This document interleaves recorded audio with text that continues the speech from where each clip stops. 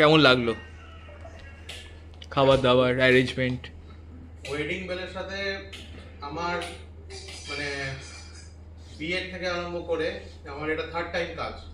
তো আজকের যা খাওয়া বা আজকে যা মেনু আমরা একত্রিতভাবে ডিসাইড করা, তো আমি আশা করব যে আমি ফোর্থ টাইম আবার যেন ওয়েডিং বেলের সাথে কাজ করি।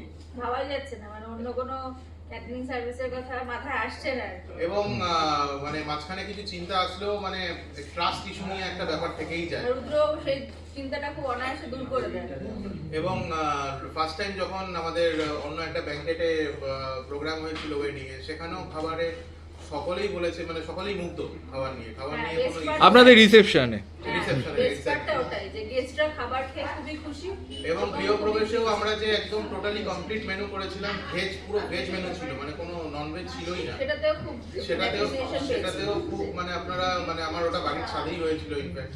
তো খুব মানে খুব সুন্দরভাবে আপনারা কাজটা কমপ্লিট করেছেন। এবং আজকেও যে আমরা চিন্তা করছিলাম যে রাইস সেরিমনিতে কি রকম মেনু সাজেস্ট করব বা মানে কি রকম মেনু খাওয়াবো লোককে, তো আপনারা ওটা সর্ট আউট করে দেন এবং তারপর ফাইনাল একটা মেনুতে আসা হয় এবং অ্যাফোর্ডেবল রেটে, এবং সবথেকে ইম্পর্টেন্ট হচ্ছে একটা বাজেট রেটে।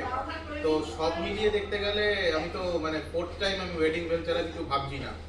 এবং ওয়েডিং বেলের মানে আমি যাকেই মানে আমার সংস্পর্শে আসে রেকমেন্ড করি আমি ওয়েডিং বেল ছাড়া আমার মনে হয় না মানে এই অ্যাফোর্ডেবল রেটে বা এই টেস্ট, খাবারের যে টেস্ট কোয়ালিটি আছে মানে ওটা আনএক্সপ্লেনেবল, ওটা আমি আপনাদের বোঝাতে পারবো না। তো আপনারা এসে ওয়েডিং বেলকে একবার ট্রাই করে আপনাদের দেখতে হবে। এর বেশি কিছু বললে মানে অসুবিধে, কারণ মানে সবকটাই যেটা বলা আছে একদম এক্স্যাক্ট পারফেক্ট, মানে এর থেকে বাইরে কিছু বেশিও বলা নেই না কম বলা আছে। কারণ এটা আমাদের থার্ড টাইম আপনাদের সাথে কাজ। এক্সপেক্ট করবো ওর বার্থডেতে যদি আবার সুযোগ সুবিধা হয় এবং ওয়েডিং বেল সার্ভিস যদি নিশ্চয়ই প্রোভাইড করে, আমরা ওয়েডিং বেলের সাথে কাজ করব, এটা কনফার্ম আমাদের তরফ থেকে। Thank you sir, thank you. আর আজকে স্পেশালি কি ভালো লাগলো একটু যদি বলেন। সব থেকে ভালো লেগেছে আজকে যেটা ভেটকি ফিশ টিক্কা, যেটা আপনি সাজেস্ট করেছিলেন, তো ওটা খুব ভালো লেগেছে। আর বেসিক্যালি মাটন বিরিয়ানি, মাটনগুলো সব ছিল। এবং আমাদের গেস্টরাও অনেকেই আমার এসে বললো যে বিরিয়ানিটা কিন্তু যেটা ওয়েডিং এ পেয়েছিলাম তার থেকেও বেটার নাকি আজকে পেয়েছে।